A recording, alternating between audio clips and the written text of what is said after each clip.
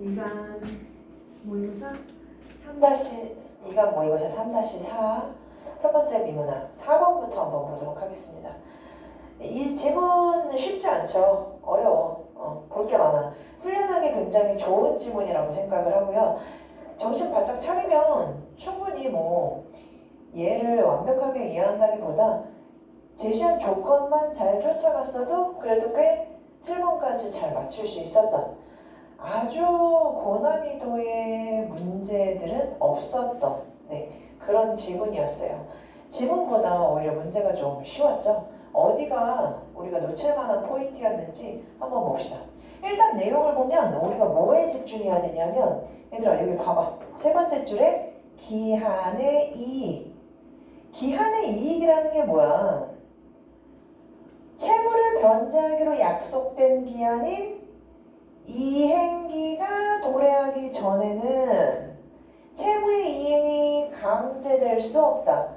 그러니까 내가 돈을 빌렸는데 2024년 12월 25일에 갚기로 했단 말이야. 내가 1,000만 원을 그래서 친구한테 빌렸어. 자, 그랬을 때 이행기라는 건 2024년 12월 25일이 되는 거고 그날 전까지는 나의 채권자, 나한테 돈 빌려준 친구는 강제로 나한테 그 돈을 돌려달라고 얘기할 수 없어. 왜? 우리의 계약, 우리의 이행기는 12월 25일이기 때문에. 그렇기 때문에 12월 25일까지 누리는 나의 이익을 뭐라고 얘기한다? 기한의 이익이라고 한다. 자, 여기에 채무자라고 얘기 안 하고 당사자라고 얘기한 이유는 채권자도 동시에 이익을 얻기 때문이야. 채권자의 기한의 이익은 그럼 뭐겠어? 뒤에 나오지만 채권자는 기한이 도래하지 않는 그 상황, 도래하지 않는 그 기간 동안 나로부터 이자를 받겠지. 원금을 변제하는 게 아니기 때문에 채무가 소멸되진 않아. 하지만 그 기간 동안 나는 원금, 큰 돈을 안 갚아도 되고 작은 돈, 이자만 주면 되고 그리고 채권자는 그 기간 동안 이자를 받기 때문에 둘 다 채권자, 채무자 둘 다 얻는 이익이 있는 그 기간을 기한의 이익이라고 얘기한대. 자, 그런데 드디어 12월 25일이 됐어. 이행기가 도래하면 무슨 효과가 나타났냐? 여태까지 내가 돈을 갚지 않고 1,000만 원을 마구 써버렸겠지? 1,000만 원을 쓰는 동안 누렸던 기한의 이익은 끝나게 돼. 당연히 나한테 돈을 빌려준 친구도 어떻게 된다? 이자 받던 이익을 중단해야만 돼. 당사자의 이익이 상실되는 일이 이행기 도래로부터 발생하게 되는 거야. 기한의 이익은 채권을 담보하기 위해 제공한 담보물이 채무자에 의해 손상되는 등의 법정 사유에 의해 상실되는 것이 원칙이지만 일단 원칙이지만이라는 말을 보는 순간 우리는 뭘 떠올려야 된다? 원칙은 늘 뭐를 동반한다? 예외사항을 동반하죠. 자, 봐봐. 일단 원칙이 이런 문장으로 나타나 있는데 이 문장 독해했어 얘들아? 이게 뭔 소리야? 내가 친구한테 1,000만 원 빌리면서 야, 내가 1,000만 원 못 갚으면 내 자동차 알지? 내 자동차 이거 소나타야. 팔면 1,000만 원 금방 받아. 이 자동차가 내 담보물이라고 칩시다. 그러면 이 자동차가 있는 한 나의 채권자, 내 친구는요 1,000만 원을 빌려준 이후에도 아무런 걱정이 없어. 나한테 돈 못 받을 걱정이 없기 때문이야. 왜? 나한테 자동차가 있으니까. 제 1,000만 원 못 갚으면 내가 저 자동차 팔아서 내가 갖는다. 이런 역할을 해주는 내 자동차 덕분에 나도 걱정이 없고 채권자도 걱정이 없어요. 자, 그런데 이 담보물이 채무자에 의해 손상되는 등의 법정 사유에 의해 상실되면 이익의 기한의 이익은 상실된대. 내가 차를 부셔먹은 거야. 더 이상 이 자동차로 1,000만 원을 만들어낼 수가 없어. 그럴 때 법적으로는 기한의 이익이 상실된대. 하지만 얘들아, 원칙만이라고 써있어. 원칙이지만 당사자 간의 특약에서 약정한 사유에 의해서 상실되기도 한데 담보랑 상관없이 그 친구와 나 사이에 어떤 약속 때문에 뭐가 상실되기도 한다? 기한의 이익이 상실되기도 한대. 자, 그래서 요 뒤에 나와 있는 기한의 이익 상실 특약에는 하면서 특약의 종류 두 가지가 나와 있는데 이 두 가지 특약에 대한 설명은 모두 뭐다? 법정 사유에 의해 상실되는 것이 아닌 원칙이 아닌 예외에 대한 것이야. 이 구조 잡았어 얘들아? 우리는 원칙에 대해서 얘기하지 않고 특약에 의해서 생겨나는 기한의 이익의 상실에 대한 두 가지 특약에 대해서 얘기하고 있는 거야. 예외사항 두 가지에 대해서 얘기를 하고 있다고. 일단 이 틀을 잡고 가야 돼 얘들아. 우리 이 두 번째 문단부터 뭘 얘기하고 있다고? 예외사항. 어떤 예외사항? 기한의 이익이 상실되는 사유. 자, 봐보자. 어떤 약속을 할 수 있는지 봅시다.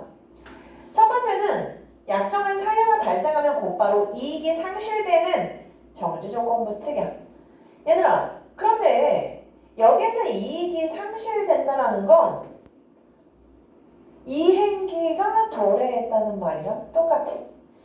이행기 도래의 효과라는 건 기한의 이익이 상실된다는 얘기야. 자, 그렇기 때문에 어떠한 이유, 야, 너 만약에 이러이러한 일이 발생하면 그땐 지체하지 말고 나한테 바로 돈을 갚아야 돼 라는 그러한 정지조건부 특약을 설명하고 있는 거죠. 자, 그런데 두 번째는요. 사유가 발생하는 건 똑같아. 사유 발생 후에 채권자가 이행 청구의 의사표시를 해야 상실되는 형성권적 특약이 있대. 자, 그러면 여기에 집중해야 돼 얘들아. 정지조건부 특약과 형성권적 특약 두 개의 차이는 채권자가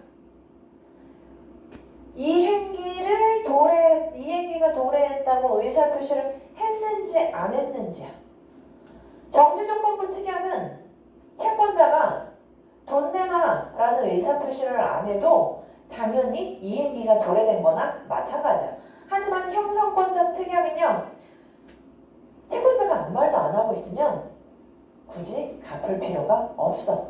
언제까지? 채권자가 이행 청구 의사 표시를 할 때까지. 자, 그래서 예시가 이렇게 쭉 나와 있어요. 그죠?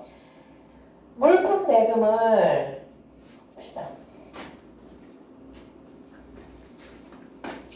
매 기간마다 변제하기로 한 할부 거래에서 채무자가 변제를 한 번이라도 지체했을 때 나머지 전액을 일시에 변제를 하도록 하는 특약이 체결될 수 있다. 이것이 정지조건부 특약이라면 할부금 변제가 지체되는 그 즉시 이행기가 도래해서 기한의 이익이 상실되는 거죠. 그렇기 때문에 채무자는 곧바로 이행기에 대한 책임을 져야 돼요. 자, 이행기 지체라는 건 하면서 항상 경제의 지문이건 사회의 지문이건 어디에서건 어떻게 해야 된다? 새로운 단어가 나오면 내 맘대로 생각하지 말고 여기 나와 있는 정의대로 이해하셔야 되죠. 이행기 지체가 생기면 채권자는 강제 수단을 동원해서 채권을 실현하거나 또는 손해배상을 청구할 수가 있다.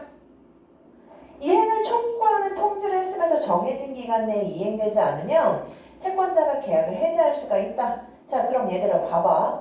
채권자가 계약을 해지하는 건 정지조건부 특약으로 인해서 이행기가 도래하고 이행기가 도래했음에도 또 이행이 안 되면 그때 채권자가 계약을 해지하는 거니까 채권자 계약이 먼저야? 정지조건부 특약이 먼저야? 정지조건부 특약이 먼저고 이로 인해서 나중에 채권자가 계약을 해지할 수도 있는 거야. 선지에서 나왔었죠. 하나 확인해두고 갑시다.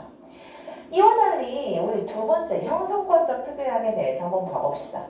만약에 형성권적 특약이라면 할부금 변제가 지체되더라도 채권자가 이행 청구를 해야지만 돼. 의사를 밝혀야지만 그때의 이행기 도래의 효과 뭐? 우리 기한의 이익이 이제 상실되는 거죠. 이행기 도래의 효과가 그때 나타난다. 다만 특약의 종류가 무엇인지 불분명한 경우에는 기본적으로 뭘로 생각한다? 형성권적 특약으로 추정한다 라고 얘기하고 있어. 그치? 자, 그럴 때 소멸시효에 대해서 얘기하는데 얘들아 시효가 뭐니? 시효. 너네가 알고 있는 단어 중에 시효가 쓰인 거 뭐 있어? 공소시효라는 말이 있죠.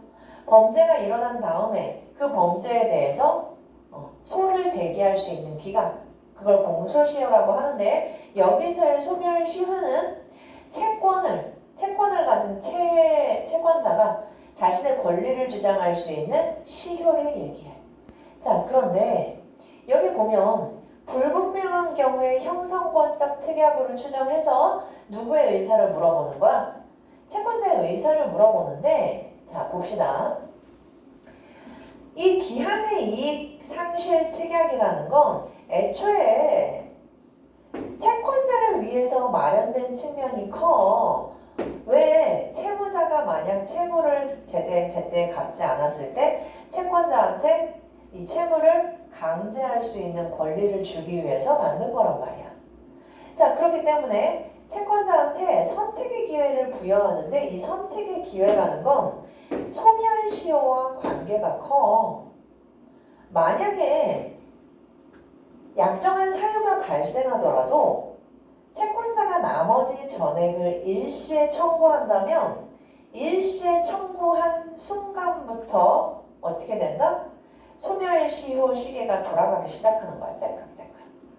내가 일시에 청구를 했는데 야, 너 나한테 1억 1,000만 원씩 갚기로 한 거 나머지 1,000만 원씩 갚지 말고 지금 당장 1억 갚아 라고 얘기를 하면 내가 갚으라고 말한 순간부터 어떠한 법적인 일정 기간, 뭐 3년이라고 칩시다. 3년 동안 이걸 못 갚는다면 3년 후에는 내가 이걸 청구할 수 있는 권리 자체가 사라지게 되는 거야. 그러면 누구한테 불리하다? 당연히 채권자한테 불리하겠지. 그럼 채무자는 소멸시효까지 버텨야지 하게 된단 말이지. 하지만 종배대로 할부로 청구할 것인지를 자유롭게 선택해서 만약에 전액을 한꺼번에 갚지 말고 할부로 청구한다면 할부금의 이행기마다 순차적으로 소멸시효가 진행하기 때문에 1,000만 원에 대한 소멸시효 끝나고 그 다음에 이 할부금을 내야 하는 시기만큼 각각의 금액에 대한 소멸시효가 뒤로 밀리기 때문에 소멸시효의 시계가 여러 개가 되고 금액이 쪼개지게 되고 그만큼 채권자한테는 돈을 받을 수 있는 시간적 여유가 더 많아지게 되는 거야. 그렇기 때문에 당연히 순차적으로 소멸시효가 진행하는 것이 채권자한테 유리하기 때문에 우리는 이걸 뭘로 한다? 형성권적 특약으로 추정한다는 얘기야. 형성권적 특약으로 추정하는 이유, 뭐랑 관계가 크다고? 선택의 기회를 부여하기 위해서고 이 선택의 기회가 소멸시효랑 관계 있다는 거 그거 기억해 주셨어야 됩니다. 알겠죠? 한편 채무자가 채권자에게 여러 채무를 진 상황에서 일부 금액을 변제한 경우에 합의가 없다면 기한의 이익 상실 특약 종류에 따라 변제 충당 순서가 달라질 수 있다. 이거 6번 문제랑 관련이 깊죠, 얘들아. 문제 풀면서 조금 더 설명할게. 이 민법에 규정된 변제 충당 순서에 따르면 뭐부터? 무조건 일단 이행기가 도래한 채무의 변제에 먼저 충당해야 된대. 그러면 이게 먼저기 때문에 요 1번 조건을 따질 때는 이자는 지금 상관없는 거야. 그치? 일단 이행기가 도래한 채무의 변제가 먼저야. 그런데 도래 여부가 모두 같다는 전제 하에서는 그때는 이자율이 높은 채무부터 변제하는 거야. 근데 여기에서 이행기도 다 같은데 이자율까지 먼저 모두 같다면 자 시기적으로 이행기가 먼저 도래한 채무자가 먼저 도래할 채무의 변제에 우선적으로 충당한대. 그지? 자, 그래서 특히 형성권적 특약일 경우에는 채권자가 이행 청구를 한 시점이 언제냐에 따라서 변제 충당 순서가 달라지는 상황이 생길 수가 있다. 채권자가 뭐한? 형성권적 특약일 경우에 해당하는 얘기겠지? 그지? 자, 그럼 문제 한번 보면서 다시 한번 얘기해 봅시다. 선지 보면 조금 더 이해가 갈 겁니다. 4번 봐봐. 윗글의 내용에 대한 이해로 가장 적절한 것은 했는데 1번 봐봐. 채권이 일정 기간 행사되지 않으면 소멸된다 라고 얘기했는데 채권이 행사가 되려면 이행기가 도래해야 돼. 이행기가 도래하지 않았다라는 건 채권이 행사될 일이 없는 거야. 애초에 말이 안 되는 문장이야 얘들아. 그렇기 때문에 이행기가 도래도 안 됐는데 소멸될 리가 없죠. 윗글에 대해서는 틀린 얘기입니다. 알겠죠? 2번 기한의 이익은 상황에 따라 이행기가 도래한 후에도 누릴 수 있다라고 얘기했는데 얘들아 기한의 이익의 소멸은 소멸? 상실이라고 합시다. 상실이라고 나왔으니까 이것의 상실은요 이행기 도래와 거의 동일하게 지금 쓰이고 있어. 그치? 이행기가 도래했어? 그럼 기한의 이익은 상실되는 거야. 그렇기 때문에 후에도 누릴 수 있는 이익이다. 땡. 자, 3번. 정지조건부 특약과 형성권적 특약은 채권자를 위해서만이라고 얘기 안 하고 채권자를 위해서 마련된 측면이 있다라고 얘기하면 당연히 맞죠. 그러니까 여기 달리가 아니라 모두 정지조건부 특약과 형성권적 특약 모두 채권자를 위하는 측면이 있죠. 그죠? 채권자의 권리, 채무자로부터 급부 이행을 요구할 수 있는 그 권리를 조금 더 지켜주기 위해서 마련된 측면이 있죠. 4번 민법의 규정에 따르면 이행기 도래 여부가 상이한 경우에는 했는데 우리 마지막에 뭐라고 얘기했습니까? 상이한 경우 말고 일단 같을 경우에는 평범한 선지였죠. 그렇기 때문에 1번부터 4번까지 다 틀리고요. 5번 기한의 이익상실 특약에서 뭐든지 간에 약정한 사유가 발생하더라도 만약 이 특약이 형성권적 특약이라면 채무자가 손해배상의 책임을 지지 않는 경우도 있겠지. 왜? 채권자가 아직 의사표시를 안 해서. 형성권적 특약에서는 있을 수 있는 일이기 때문에 4번의 답은 5번. 자, 5번 한번 봅시다. 5번 이행기 도래의 효과에 대한 설명을 적절하지 않은 것은 우리 이행기 도래의 효과 뭐랑 같이 간다고요? 기한의 이익의 상실 써놔볼까? 기한의 이익이 상실되는 것과 같은 순간이죠. 자, 1번 봅시다. 당사자 간의 특약이 없더라도 담보물이 채무자에 의해 손상될 경우에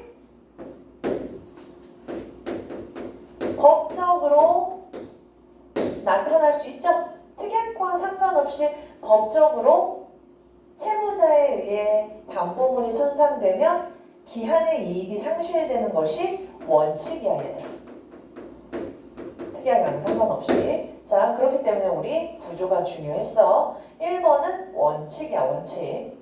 2번이 옳은 말이죠. 자, 여기 연결시켜볼까요? 요렇게 돼.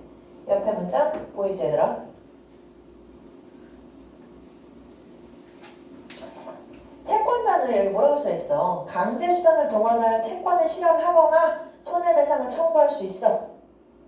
이행을 촉구하는 통지를 했음에도 정해진 기간 내에 이행을 하지 않으면 계획을 해지할 수가 있어.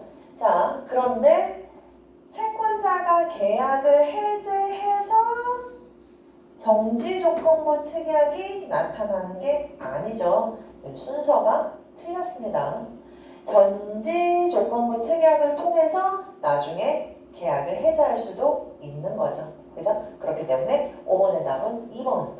나머지 3, 4, 5번 다 맞습니다. 채무자의 기한의 이익뿐만 아니라 채권자가 얻는 기한의 이익도 당연히 상실되는 거고 당사자들의 이익이 상실되는 거야 동시에. 4번 형사권자 특약에서 약정한 사유가 발생한 후에 채무자가 이행 지체의 책임을 지는 결과를 나올 수가 있지.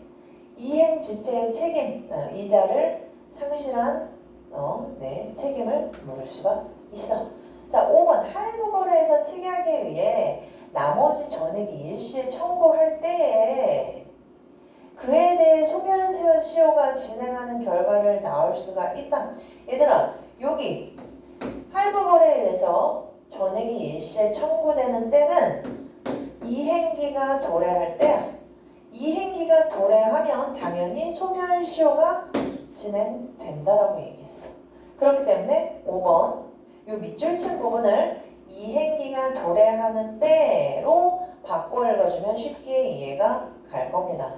네, 2번은 사건의 순서가 맞지 않기 때문에 글은 선지가 되는 거죠. 5번의 답은 2번. 자, 6번 봅시다. 6번이 조금 헷갈렸을 수 있는데 6번은요. 이 어떤 게 이행기가 도래했는지 이걸 좀 확인하면 돼. 생각해봐. 22년 1월에 갑은 을로부터 3천만 원을 빌리면서 매년 1월에 1,000만 원씩 변제하기로 한 계약 A가 있어. 자, 그러면 이 계약 A의 이행기를 한번 따져볼까? 계약 A의 이행기는요. 첫 번째로 2023년에 1월에 1,000만 원. 요게 이행기야 얘들아. 첫 번째 이행기가 뭐라고? 23년 1월에 1,000만 원에 대한 숫자 1,000만 원에 대한 이행기가 도래해. 자, 그 다음은 24년 1월에 또 1,000만 원에 대한 이행기가 도래하죠. 자, 그 다음에 22년 4월에 갑은 을로부터 추가로 1,000만 원을 빌리면서 24년 4월에 원금 전액을 변제하기로 한 계약 B를 체결했대. 자, 그러면 계약 B의 이행기 도래 언제야? 2000 써있는 그대로 24년 4월. 이때가 이행기야. 자, 근데 생각해봐. 만약에 1,000만 원을 안 갚았어. 안 갚으면 2회 연속 변제하지 않을 경우에 기한의 이익이 상실된대. 그때 한번 봐봐봐.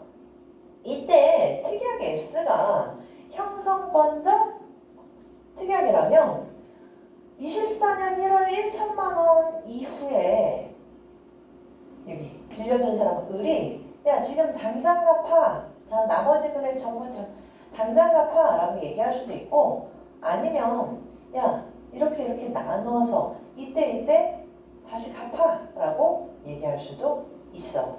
자, 선지 보면서 다시 한번 얘기를 해 봅시다. 1번 같은 경우에 S가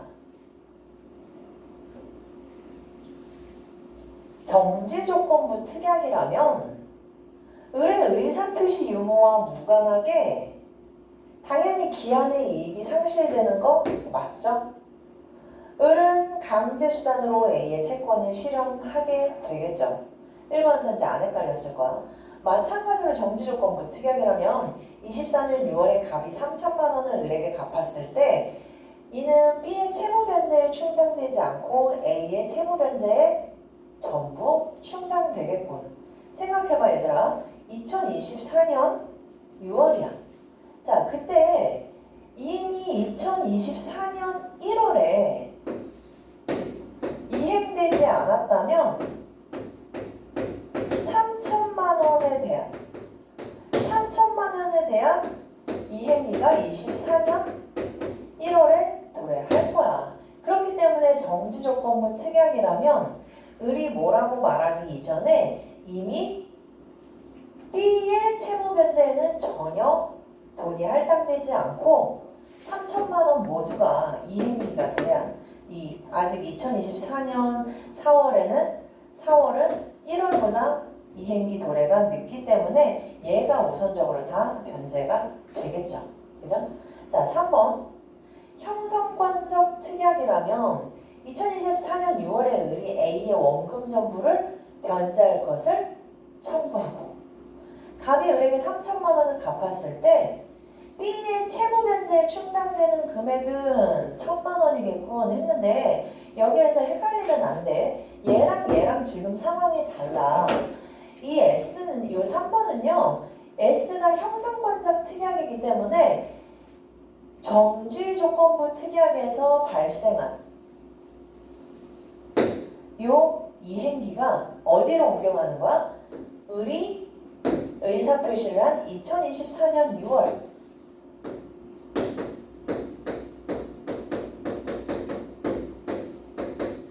로 이행기가 늦춰지는 거야. 뭐 때문에? 을의 의사표시 때문에. 자, 그렇기 때문에 이때 갑이 을에게 3천만 원을 갚았을 때는 이미 B의 이행기가 2024년 6월보다 두 달 앞선 2024년 4월이기 때문에 여기 1,000만 원 먼저 갚고 그 다음에 24년 6월에 2천만 원을 갚은 그런 상황이 되는 거야. 그렇기 때문에 비슷해 보여도 2번 상황과 3번 상황이 이 이행기 도래를 다르게 결정하고 있는 거야. 알겠지? 뭐가 중요하다고? 을의 의사표시. 자, 그런데 4번처럼 정지조건부 특약이냐 형성권적 특약이냐 불분명하다면 어떤 걸로 얘기한다 그랬어? 형성권적 특약이라고 얘기를 했지. 그치? 자, 그러면서 본문에서 뭐라고 얘기하고 있냐면 불분명한 경우에는 형성권적 특약으로 추정하는데 또 일정 기간 행사되지 않을 때 채권이 소멸될 텐데 채권이 소멸되는 소멸시효를 이행할 건지 안 할 건지 소멸시효 시계를 작동시킬 건지 아닌지를 할부로 할 거냐 일시불로 청구할 거냐에 따라서 달라지게 된다라고 설명하고 있어. 그렇기 때문에 을이 갑에게 이행 청구를 아직 하지 않은 상황에서 그러면 뭐가 안 정해지는 거야? 이행기가 아직 안 정해진 거야. A의 채무 중에서 갑이 2024년 1월에 갚아야 할 것은 소멸시효가 진행되지 않은 게 아니라 순차적으로 소멸시효가 진행되고 있죠. 그치? 자, 이거 지금 불분명한 경우에 예시야. 그렇기 때문에 종류가 불분명하지 않고 이행 청구를 아직 하지 않았어. 자, 그러면 이행 청구를 한 순간 소멸시효 시계가 작동하겠지만 그 전까지는 당연히 이행기가 할부 거래에 따라서 정해져 있기 때문에 소멸시효가 아예 진행이 안 되는 것은 아니야. 이미 2024년 1월 다 각각 할부 금액에 대한 이행기가 도래할 수밖에 없기 때문에 이행기가 도래한 것마다 순차적으로 소멸시효가 진행될 수밖에 없다. 그죠? 자, 그리고 5번. S의 종류가 불분명하다면 을은 원금을 나누어 받기로 한 A에 따라 갑이 이행할 것을 청구할 수 있죠. 당연히. 그에 따라 을은 이자를 취하는 기한의 이익을 계속 누릴 수 있겠군. 네, 맞죠. 이행할 것을 청구하는데 그러면 금액마다 이행기가 또 달라지게 되겠지. 자, 그러면 그에 따라 이자를 취하는 기한의 이익도 당연히 뒤로 밀리게 되겠지. 그렇기 때문에 이 기한의 이익을 계속 누릴 수 있다는 것과 아까 이행기가 도래한 이후에도 기한의 이익을 누릴 수 있다는 말은 같지 않아요. 이행기를 뒤로 미뤘기 때문에 기한의 이익을 계속 누릴 수 있는 거야. 같은 말 아니라는 거. 이 4번에 있는 선지랑 헷갈리시면 안 됩니다. 그렇기 때문에 틀린 선지는 6번에 4번. 7번. 기업법 문맥상 가장 의미가 가까운 것은 답 1번이죠. 여기까지 첫 번째 비문학 설명 마치고요. 두 번째 비문학으로 가보도록 할게요.